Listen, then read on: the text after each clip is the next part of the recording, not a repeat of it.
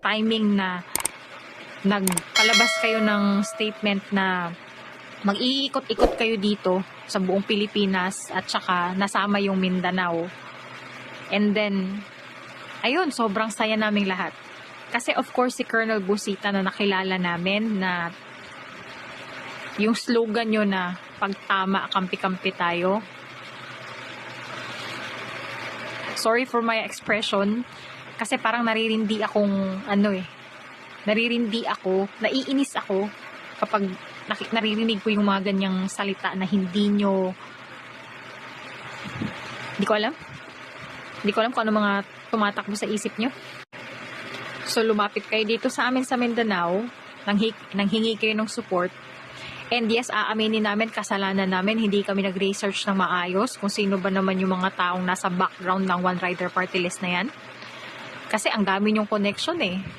Malaman-laman lang pala namin, Congressman Gutierrez, you are actually affiliated with those people pala. At saka, may mga ano pa kayo dyan sa house, yung mga hiring-hiring na ginagawa nyo. Dinadamay nyo pa yung mga taong walang kaalam-alam, yung mga taong nagsuserve ng maayos dito sa bansa natin. Tapos itatry nyo pang i-contempt yung mga lawyers, yung mga abogado na tahimik na nagseserbisyo ng matagal sa opisina ng Vice Presidente natin. Hindi pa siya vice noon. Kilala ko po personally yung mga taong pinangko-contempt nyo. I mean, not Attorney Zuleika, but the two, yung, ayoko talaga mag-name drop eh. Nakakainis. Sige, for the sake na lang na ginawa ko na to eh. Actually, Attorney Shine Fajarda and Kuya Edward Fajarda is one of our closest sa ministry before, because magkasama po kami na nag-outreach kami before sa sa community namin. And kami po yun magkasama nung 2016 na for the whole straight 1 month mahigit. 1 month mahigit yun. Every madaling araw, 3:00 ng madaling araw, gumigising po kami. And then we prayed in front of our, sa Rizal Park, sa San Pedro Square. So doon po namin hiniheld yung pagdadasal sa madaling araw. We sang songs of praises and then kasama po doon yun.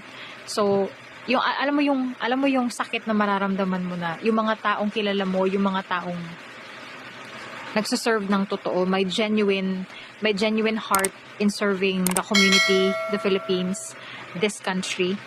Madadawit, madadamay at mabibigyan ng mga ganitong paratang ng mga totoong kriminal at magnanakaw dyan na nakaupo pa mismo sa gobyerno. Ang kakapal ng mga pagmumukha nyo. So, ayan na, nadala na ako. So, let's go back to the issue. Ngayon, bakit ako galit na galit sa One Rider Party List? February 2022, maayos po namin kayong tinanggap dito. Maayos po namin kayong kinausap. Colonel Busita, face-to-face nag-usap po tayo, remember? You went here, na-surprise po kami, pumunta po kayo dun sa lugar kung saan kami nagbebenta ng merch, at saka saan kami nagbe-display every night.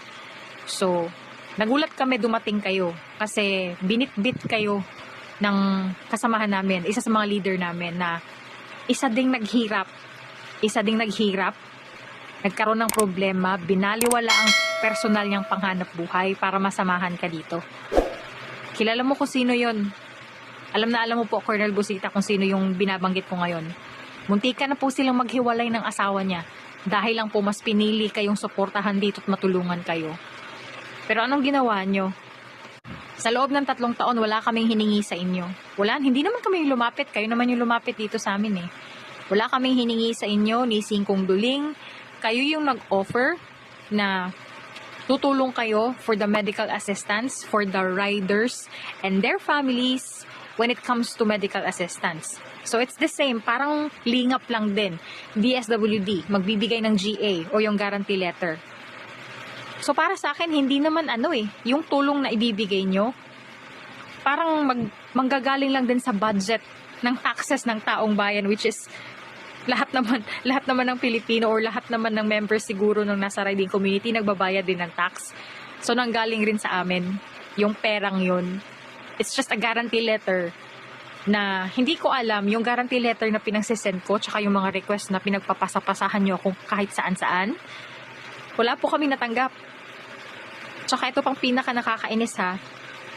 Kasi yung mga RSAP coordinators nyo dito, isa sa mga leader namin dito, at saka ako, naparatangan po kami na kung sa Bisaya pa, inugi-ugom na mo ang kwarta din kinain or kami lang yung nakinabang sa pera na pinadala dito para sa medical assistance. Hello!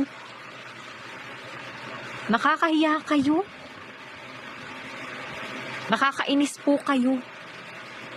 Tumigil po ako sa pagsaserve sa community namin, though we are an NGO, a non-government organization, but mas malaki pa po ang contribution ng mga riders kaysa sa inyong mga magnanakaw kayo sa gobyerno. Kung alam nyo lang kung anong paghihirap na ginawa ng mga riders, mga kapatid naming riders dito. Alam na mga leaders yan. Iinis ako. Ngangati yung ilong ko. Alam na ng maraming leaders yan. Sorry, parang ano kasi. Nagtatrigger yung rhinitis ko. So, yun. Alam na maraming leaders dito. Sa Visayas at sa Luzon.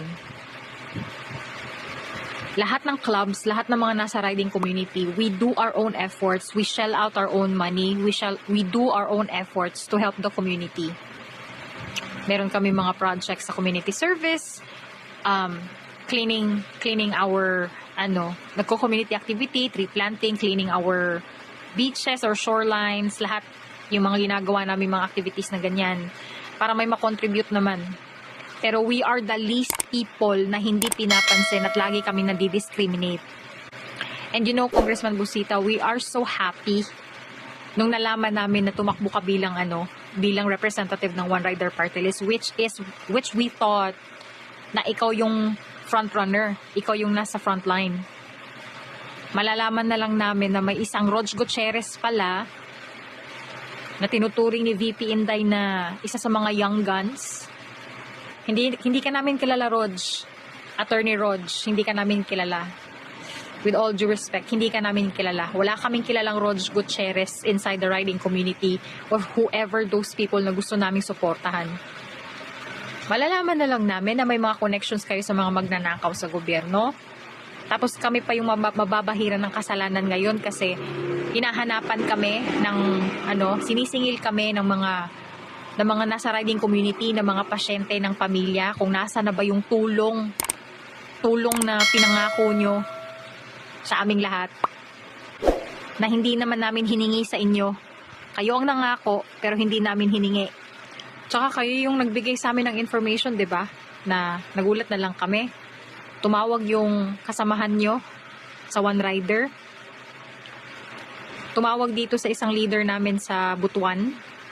Tapos pinapunta pa ako dun sa sa anniversary nila kasi may importanteng sasabihin. At yun nga, natuwa naman kami nun kasi at last, merong madali ang aksyon ang mahihinga namin ng tulong kapag may mga pamilya ng riders at saka may mga riders na kapag nadisgrasya, agad-agad kami makakakuha ng medical assistance at madali na lang namin matutulungan yung pagbibigay ng sa kanila.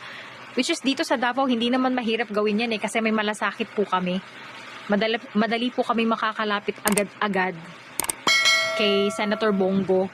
Tsaka dun sa ibang mga namin, pinagbibigyan namin ng mga guarantee letter. So we've experienced a lot.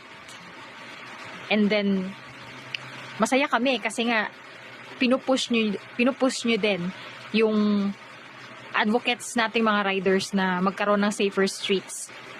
Yung ginagawa nating commemoration every 3rd Sunday of November, yung World Day of Remembrance, at saka yung nung nakaraang November lang, 9th tribute ride natin para sa mga naaksidente sa daan. So isa yan sa advocacy natin, Colonel Busita, 'di ba?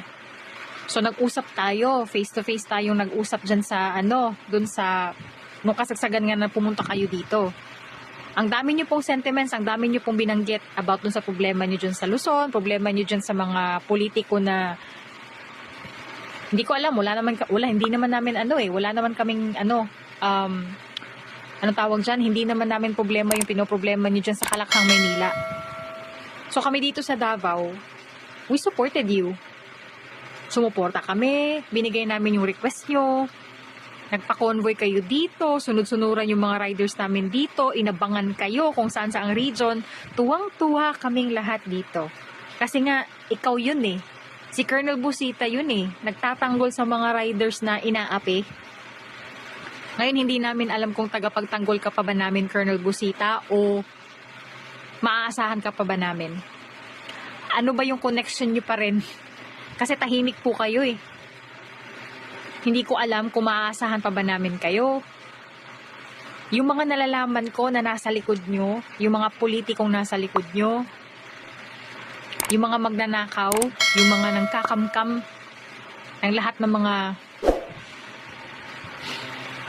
Diyos na po bahala sa inyo.